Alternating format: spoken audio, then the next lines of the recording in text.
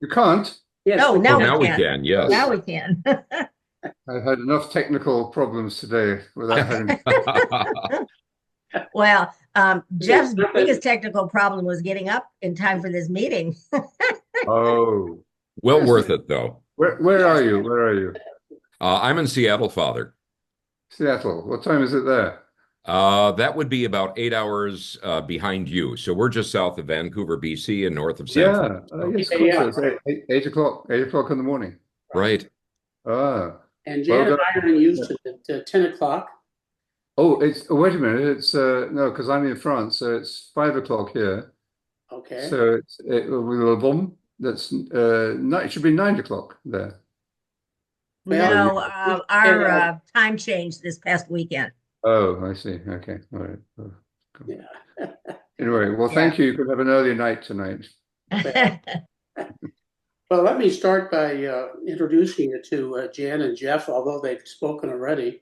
They're the ones that'll be introducing you to at the conference.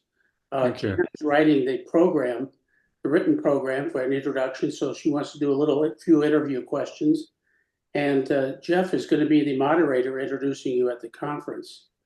And Father Laurence, as you know, his background, fortunately, I've known him for a number of years, so we're blessed that he is going to join us. And the other thing is, I wanted to be sure how much time you have, Laurence. Do you have an hour at least? Well, I have meditation in the barn at 6, so it's 3 minutes past 5. So I would say 55 minutes. Okay, I think we can make it short. Thank you very much. Okay. I just to start out, I want to give you kind of an overview of where we stand, and then at the very end, I'll do some housekeeping. But the majority of the conversation here will be Jeff and Jan talking about the program and asking you questions. I'd like to get Cardinal Turkson to do an opening mass in St. Peter's, and if I'm successful, would you be willing to come celebrate with him? Yes, I'd be happy to. Yeah. And I assume you'll be able to stay for the whole conference, 17th through the 20th of June. I've got that. Yes, cleared. Yes. Right. And if I fail to get him for that opening mass, would you be willing to do the mass? Yes, if I'm there. Yes. Yes, sure. Now, if you do, can you get access to St. Peter's to schedule it? Because I think you would have a better shot at doing that than I would. Hmm. Well, I can try. I'm not sure. They may remember the last time I was concelebrating there and with a group of fellow monks, and it was the canonization of someone, and the one of the liturgy people from St. Peter's came up and was giving us all the things to do and not to do, and then he said, "It may be that there are some cardinals here, even cardinals, bishops, or even cardinals, who will come up for communion when you're giving out communion." Yeah. So, and because he wanted us to give communion on the tongue, which I don't think we did, but anyway. And so he said, if that happens, don't be frightened. And we all looked at him as if he was joking, and he wasn't. And we burst out laughing. Here you are holding the body of Christ, Yeah, and you're right. terrified because there's a cardinal standing in front of you. If you're going to be frightened, it should be of the body of Christ. Yes, Right, I yeah, know. not the cardinal. Bob, I just had a thought about that. If Cardinal Turkson isn't available to do the mass, would he be in a position to schedule the time for Oh, us? yes. I'm going to work That with would be him on better. that. But if I fail, I would like to be able to talk to you about this again, Father, and possibly you helping get to access. Yeah, we could try to do something through the Benedictines at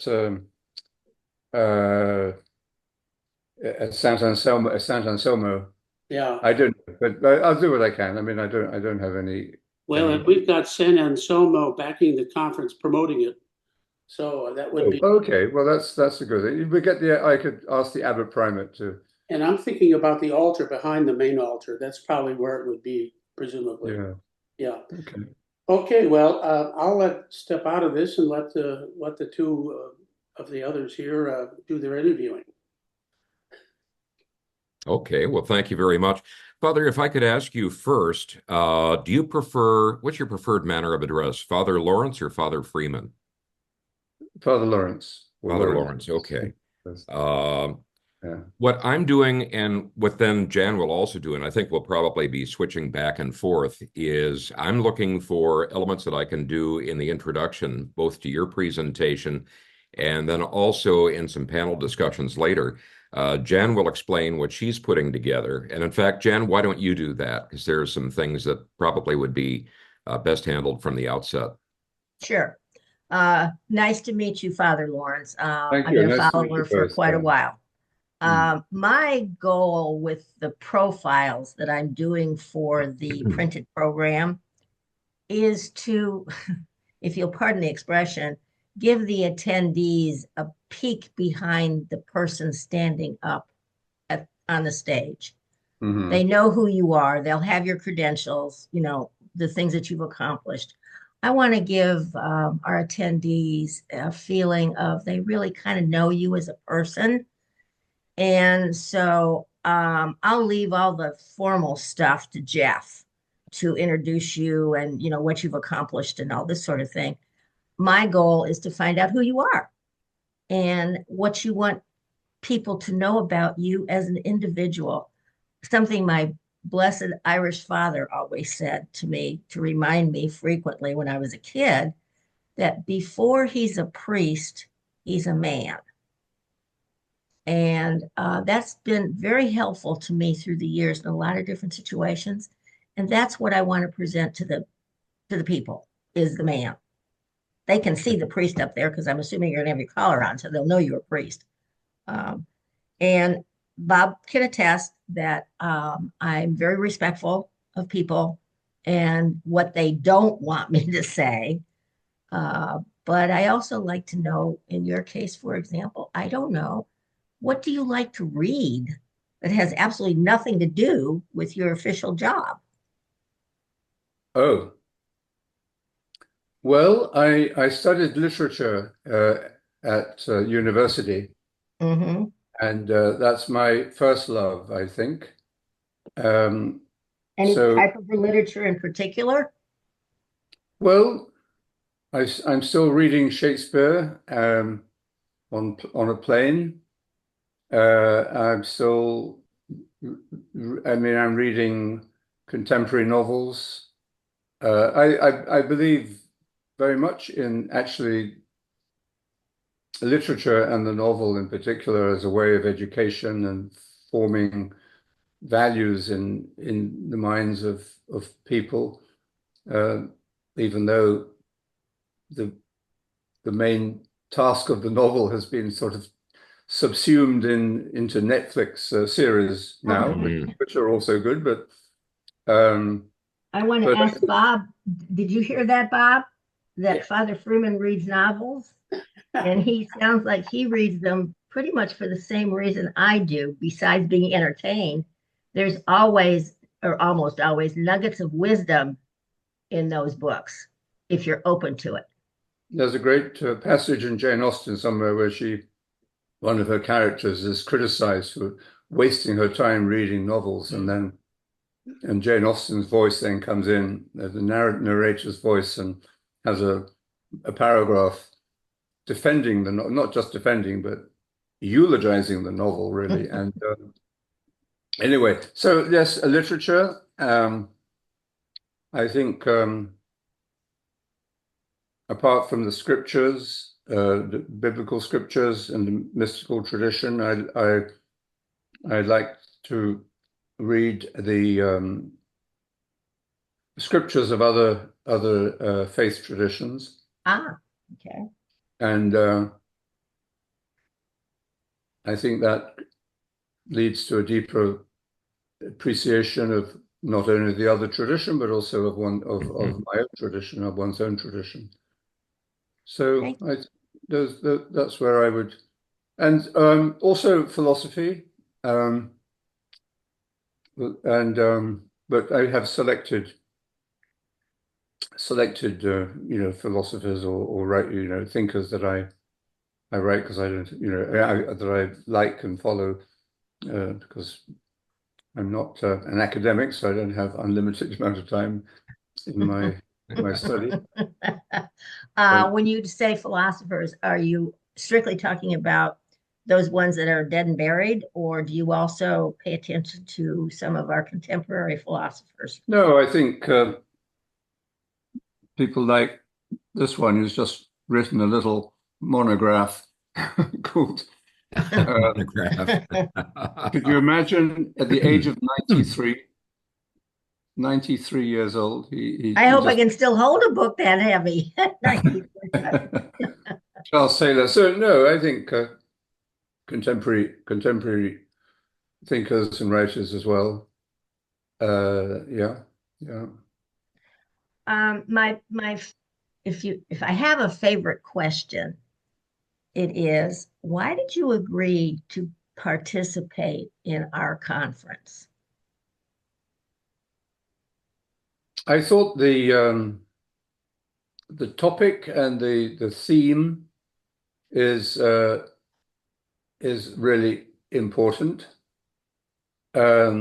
for many reasons, and as we move further into our collective crisis and dark night, the split really in the West, well, in the modern mind between the wisdom, between the different wisdom sources of wisdom is threatening our survival.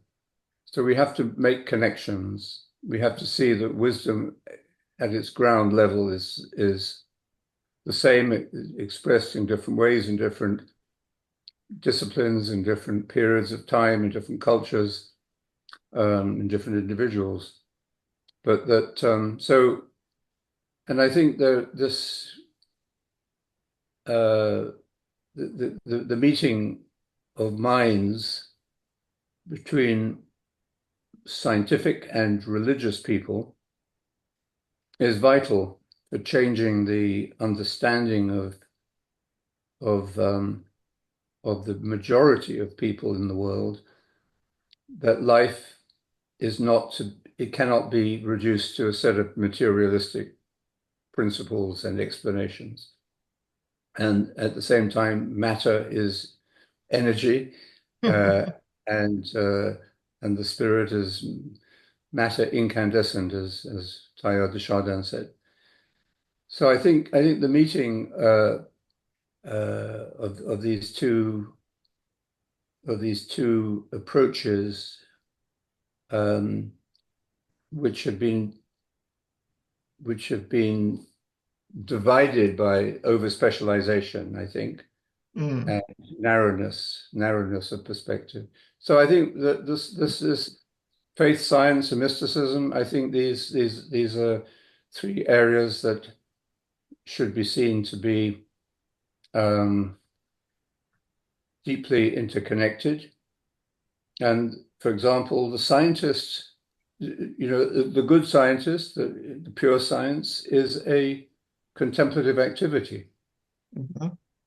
And it produces a form of knowledge, which is the purer the science, the closer that knowledge is to the knowledge of the mystic as well. So you see a definite connection between the two. Yes, I think all truth is one, and but has myriad expressions and facets, and but we've split them up into silos and into opposing camps, and we're still suffering the effects of that. And that's I mean a very simple reason why we are destroying our planet, because when we don't see the true meaning or nature of the material world and of the beauty, what beauty means, what the sacred is. These and a scientist, a good scientist, is just as capable of understanding and feeling that as a mystic or as a monk or as Mhm. anyone. Thank you. That's a very interesting explanation of what we're doing or trying to do, put in incredibly beautiful words. When I won't go into the whole story of how I got involved in all of this mess, but I had this innocent question that I asked the author. What have you been up to, Bob? We didn't know each other very well at the time. And I wrote a book. Oh, really? About what? Faith and science. And in my crazy brain, how can he put those two topics together? How can he talk about that? And when I read it the first time in its raw form, I knew instinctively that it needed to be out there. I couldn't articulate it as well as you just did in the last 2 minutes. I just knew. And here we are 3 years later, and we're doing a conference in Rome. The Holy Spirit was working. Well, she has a tendency to use the proverbial 2x4 in my head, but you explained it beautifully. Thank you. I truly appreciate that, what you just told us. Jeff, to you. Thank you. When we do introductions, and by necessity, we want to preserve the maximum time for your presentations. After all, that's what people are there to hear. But we want to do an introduction that not only covers some of the basic elements, but also gives, as Jan mentioned so well, a deeper sense of who it is that they're going to be in the presence of. So that sort of aligns with some of the questions I'm going to ask. There are a couple of what I'd call sort of bookkeeping questions. One of the key elements when you're doing an oral introduction is you want to make sure you get pronunciations correct. And so I wanted to check the pronunciation of where you are at right now, the WCCM home in France. Is that Bonneau? Yes, Bondo. It is. Bondo, yeah. Okay. And then is it, I understand you're affiliated or a monk of the Benedictine congregation, and I'm going to apologize in advance if I get the pronunciation incorrect. Monte Oliveto Maggiore, is that? This as good as I can do. Okay. If you want to ham it up, say Monte Oliveto Maggiore. A little, But I that's think just great. Monte Oliveto Maggiore is okay. Yeah. Okay, excellent. One question that I would ask is I noticed, and I spent some time going over your website and listening to a couple of the videos. It mentioned, I believe, that you had worked with the UN in banking and journalism at one point. Yes, these are what you might call mini careers, which sound good in an introduction, but don't ask me what I did during those Okay. times. Well, what I might ask is more germane to what we're going to be talking about, and that is what inspired you to make that shift from that area to your work now? Well, I mean, I worked at the United Nations when I was very young with the UN Youth Organization for well, on and off for a year. But then I went into banking because I wanted to be, I was curious about, and I was drawn to do something out of my comfort zone, and it's something I was curious about, you know, and I knew nothing about. Mm-hmm. So, to everyone's surprise, including my own, I went into merchant banking, and it was a useful couple of years, probably. I mean, I knew I wasn't going to stay in it, but I learned a lot from it and understood, how people get stuck in jobs can't get out of them sometimes, and made me aware of the human aspect of it. Anyway, then but what I wanted to do was write. So, and I was already doing some freelance journalism, not sort of investigative journalism, but literary or critical journalism. And then I thought it was time to leave the bank, and my spiritual teacher, John Main, had just come back to London to his monastery from Washington, D.C., and started what was to become the first Christian meditation center. And at the heart of it, there was going to be a group of laymen who would be sharing in the life of the monastery, but primarily meditating together in the central meditation house. And I was attracted to that, and I thought I could continue to, write and develop my ambitions for a career in writing.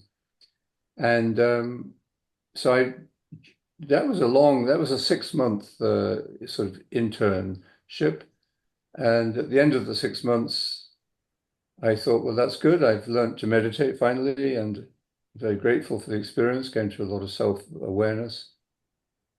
And I was now all set to go out into the world and become rich and famous, or at least famous, or at least rich, if not both.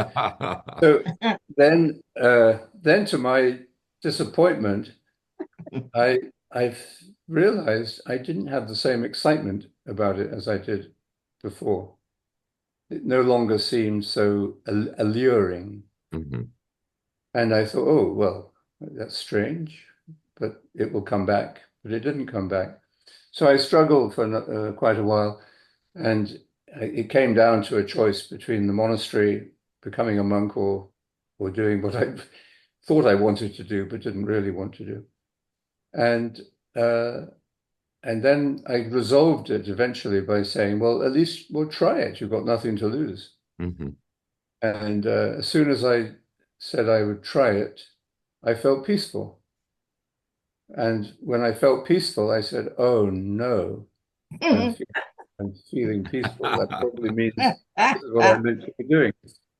So that was it. It wasn't a road of Damascus experience, but it was a very clear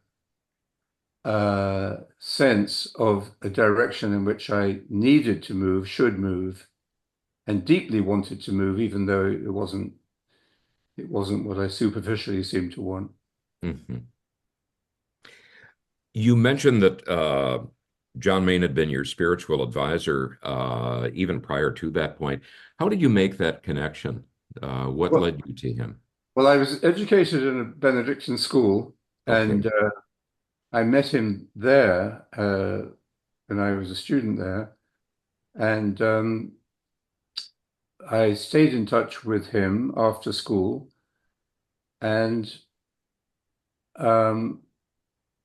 when I started university, I went through a very difficult period.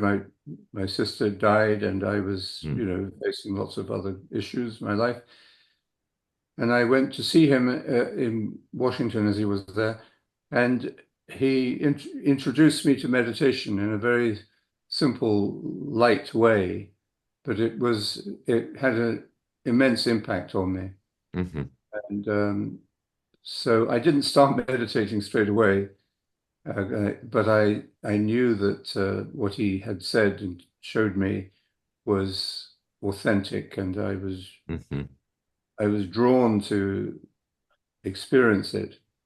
But and then that's what led me a few years later to join that lay community, and eventually join the monastery. And then he was my novice master. And then I went with him from the monastery in London at the invitation of the Archbishop of Montreal to establish a monastery there. It was originally a foundation from London, but then it became independent.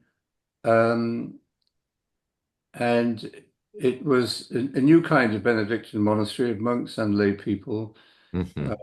dedicated essentially to the practice and the teaching of meditation in the Christian tradition. And I helped Father John in those early days, early years. And then when he died in 1982, I asked him what I should do before he died. Hmm. He said, "You'll do what you've got to do," which wasn't very helpful, but it was You know what? liberating. Priests have a tendency to do that. Well, it was liberating anyway. But so I did, and and then I continued to follow that, and that seed continued to grow. It still is growing. Yeah. Father Could I ask John a did. quick question here? Do Sure. you mind, Jeff, while No, we're go on this? ahead. Um, with everything that you've just told us in the last 10 minutes, what one thing about you do you want our attendees to bring away from the conference that you want them to remember about you? Um, Nothing. Um, what I would like them to remember is what I say, uh, but not focus on the person who's saying it. So, and if I may, remember your message. Yes. Okay, Yeah. thank you.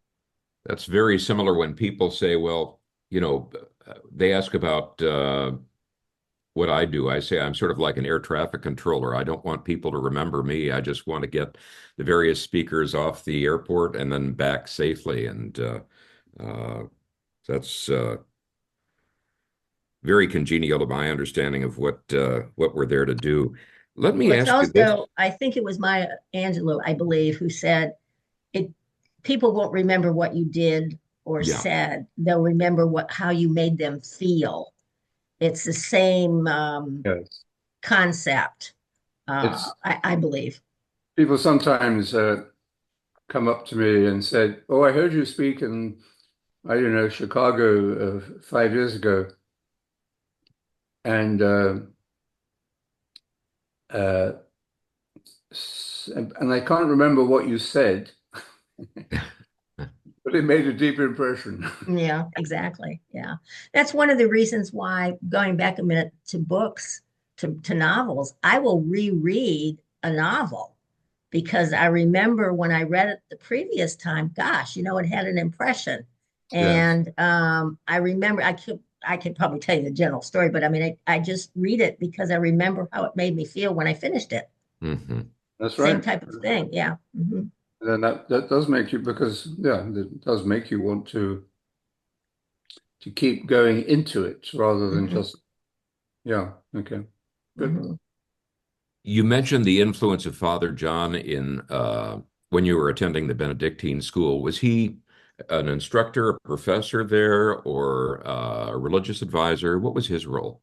Well, he was a monk. He entered the monastic life a little later than usual, Hmm. and he did teach. Actually, he only taught me one class, but and then he was the uh, deputy principal, uh, working well, kind of a principal, you'd say, and then um, yes, most of my encounters with him were uh, disciplinary, shall we say? So, or disagreements about something. I edited the school magazine, and we did a wonderful expose of a Robert Maxwell's kind of scam. Well, yeah, selling encyclopedias, to poor families and then making them sign up for compulsory uh, copies later and all that sort of thing. And It was very good. A group of us did it together, and we published this expose, and the teacher who was in charge of, supposed to be overseeing us, said, "Oh, this is quite sensational." He said we should.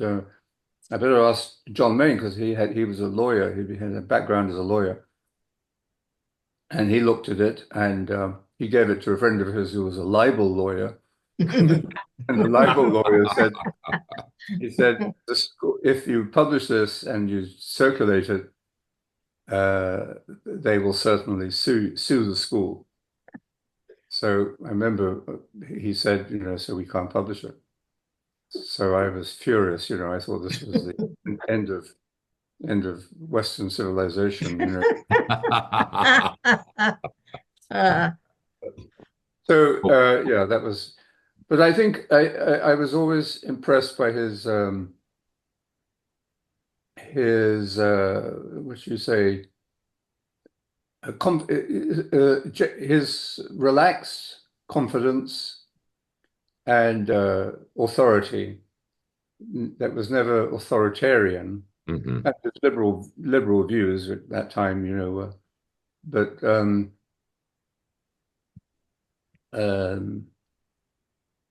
and he had this gift. I think we all the students felt this, that he would treat you with respect, Mhm.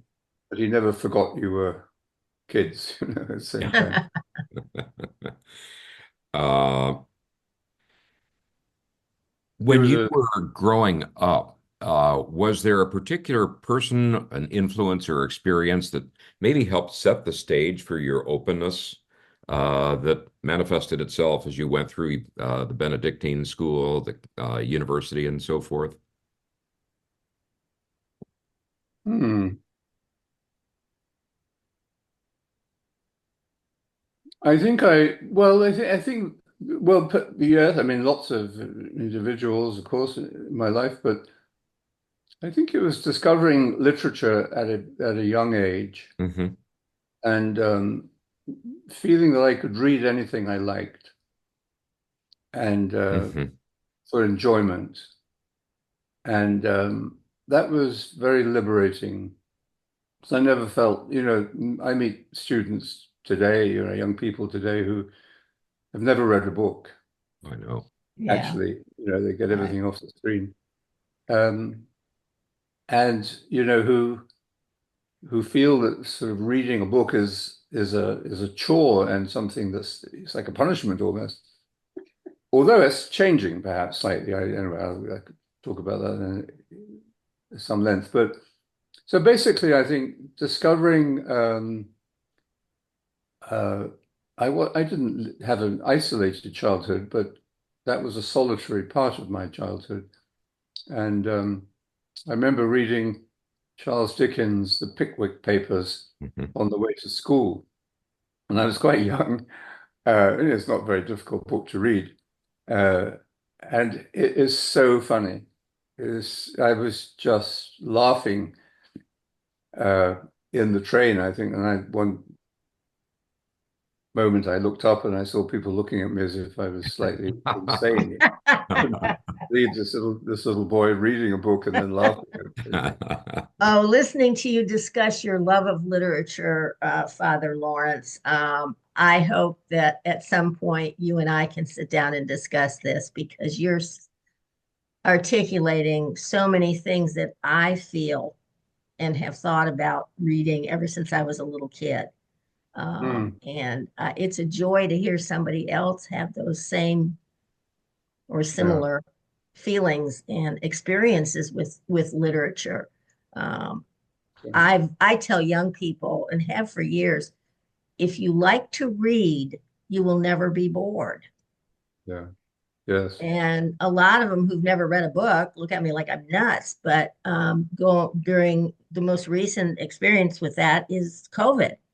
Those of us who like to read were able to get through COVID in a Yes. lot better psychological place than people who stared at television all day. Yes. Yes. No, you're right. Yeah. So anyway, it's just refreshing to know I'm not out there on that limb all by myself. No, no. When I was reading some of your website, Father, it mentioned that you have many wide interests, but a focus on teaching children and young people the benefits of meditation.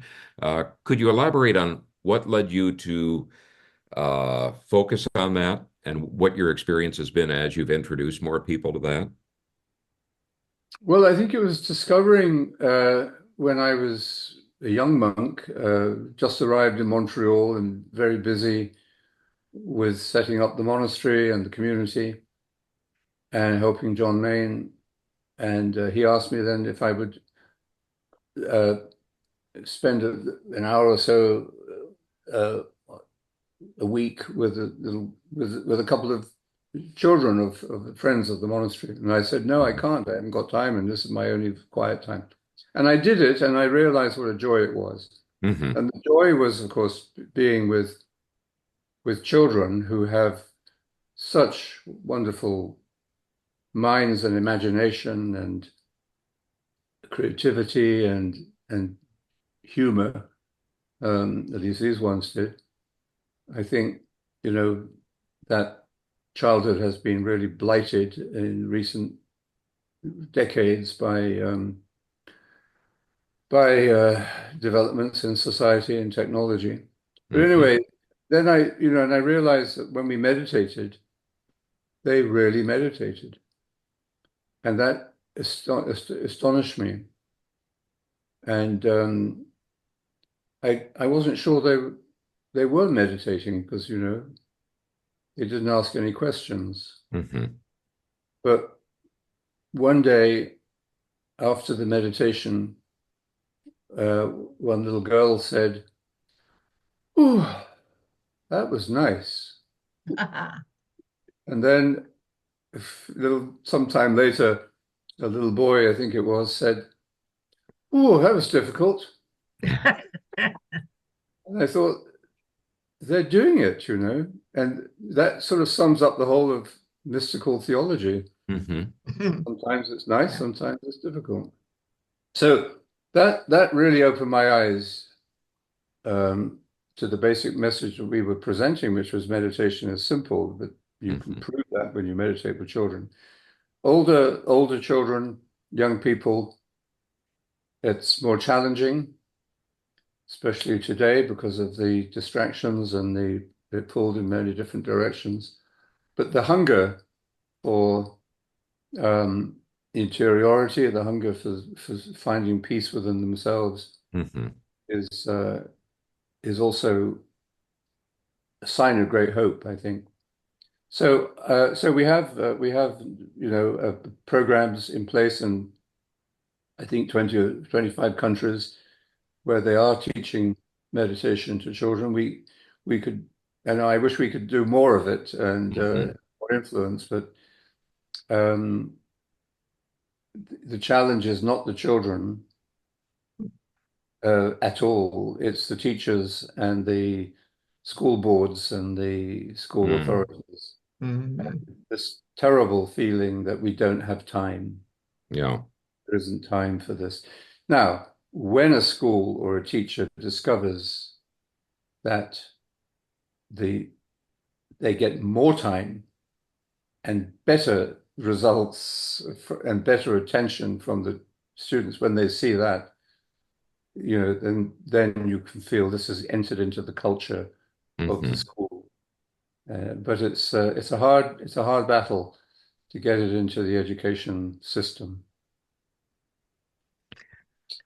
Let me ask you this, and of course, you've been introduced countless times, and some there are probably that you recall with fondness and think that gave me a good introduction and a lead into what I'm going to speak on. And then others you probably think, well, okay, let me take over and get this back on the road.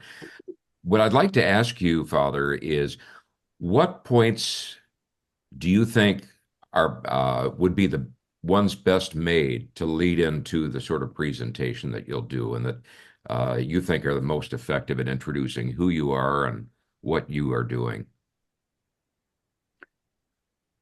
Well, Uh, I would say, uh, Laurence is a Benedictine monk Hmm. and director of the World Community for Christian Meditation. So in that order. Okay. And I think that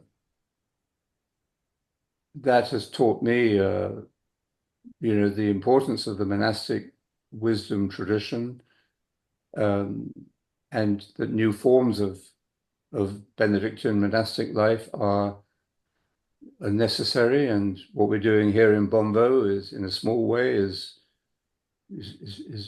trying one of these new forms. So Bombo, I think I'd like you to mention that. That's our center in France. And don't, over praise it, but I mean anyway, so it's the home of the WCCM, and we have a core community here. And I can see the spirit of the rule of Benedict being lived here in a different form. Um, and then even the WCCM itself, I think, is a kind of monastery without walls. Hmm. So although I'm not, I haven't lived what you might call the conventional monastic life in the cloister, although my fellow monks have always supported me and encouraged me to do this, which has been a real blessing. Um, I I've always felt that I am living out at my monastic vocation, and I've lived the monastic life in different ways at different times, um, and so so I think maybe emphasizing that aspect of it. Okay. One last question from me, if you don't mind. Can you give me 3 or 4 words that will sum up what your goal is with your presentation appearing at the conference for us? I come from an advertising background, so this is kind of a teaser, a headline, if you will. When they open the program and they see Father Laurence Freeman, and I give them this 3 or 4 word teaser headline, what would those 3 or 4 words be? Um,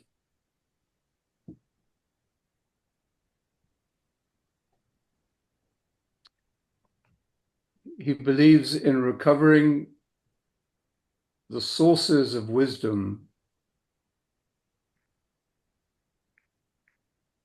as a way of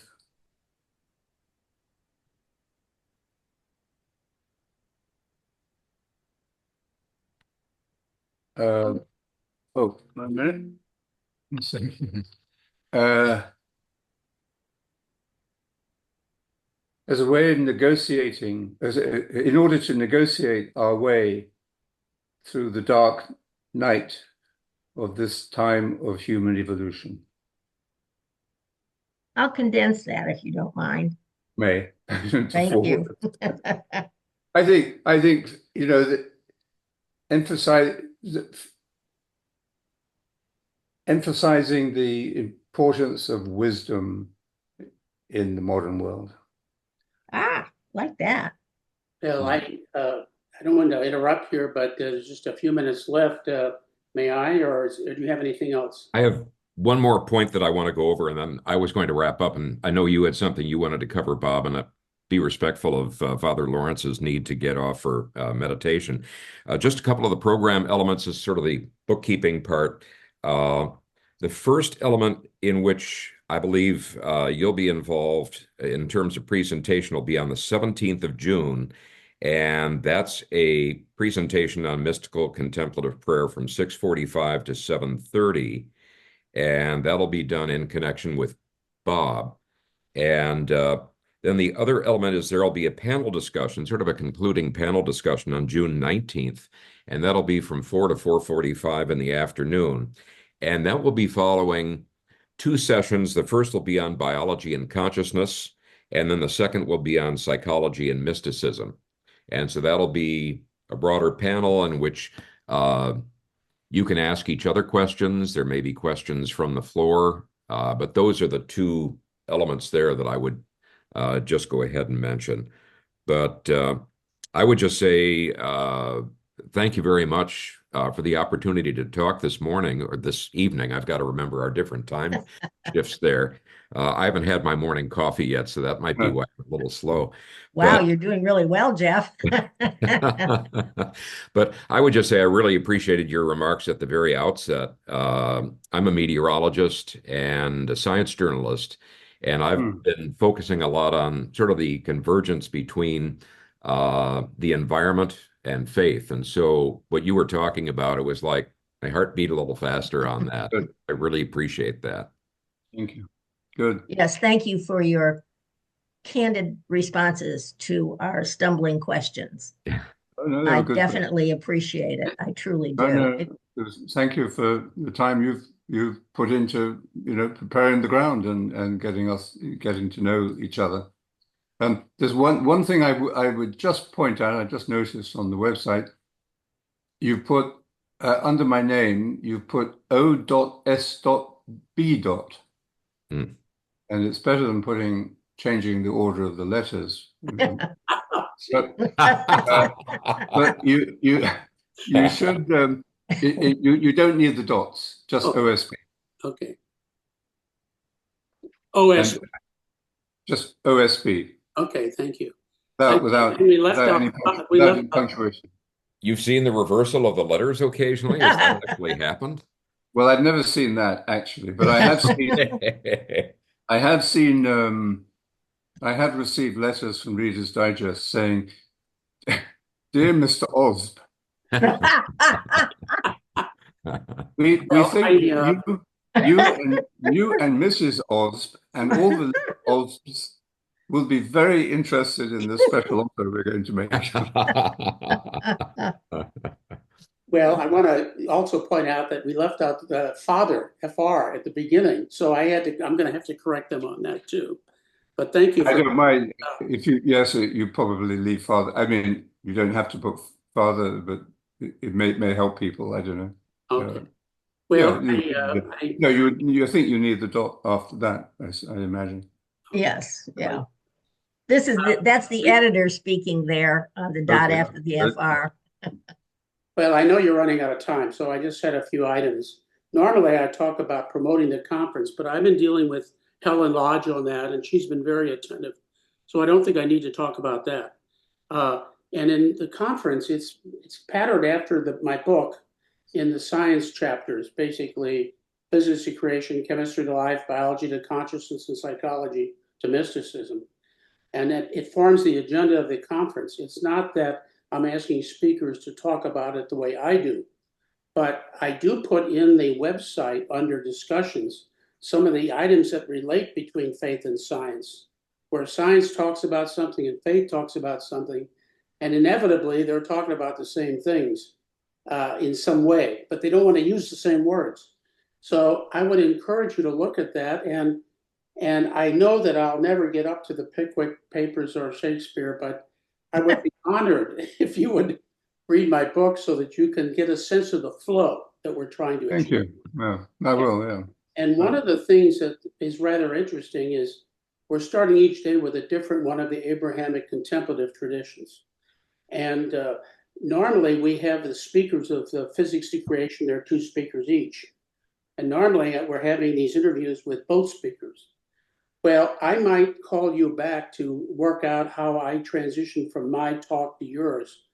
My intention when I get called on at the very beginning to introduce the conference is to kind of give an overview and to talk about the commonality of in the silence, there's no dogma, and that we're going to be practicing Christian mysticism, Father Laurence Freeman, Kabbalah, and then Sufism. And I might talk a little bit about how to deal with thoughts regardless of the traditions. But aside from that, each one of these traditions will give their interpretation of the beginning and the entrance and the exit.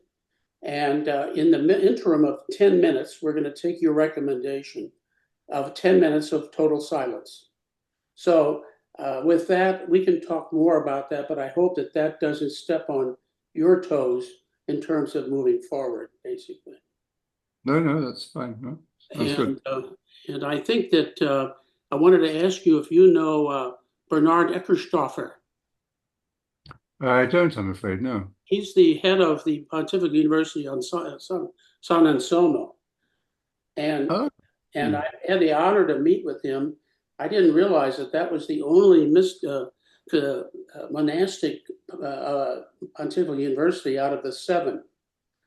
And he was very interested in what we're doing because we're doing research on mystical experience and how it applies to various illnesses. And one of the things in your bio was you mentioned science and faith, that you had helped establish something in Ireland, et cetera. It's in your bio on the website. And the interviewers here may want to take a look at that. But what I thought was fascinating is Eckerstoffer was very interested in this because that's an aspect that doesn't come up in the University of San Anselmo teaching in the Benedictine tradition. well, there's a lot that the Samson Somo syllabus could ways it could be improved, I think. I have spoken there and I've spoken with some of the faculty about doing that, but it hasn't happened. But I think a good example, and then I must go actually, but a good example of what we're talking about is medicine. And medicine is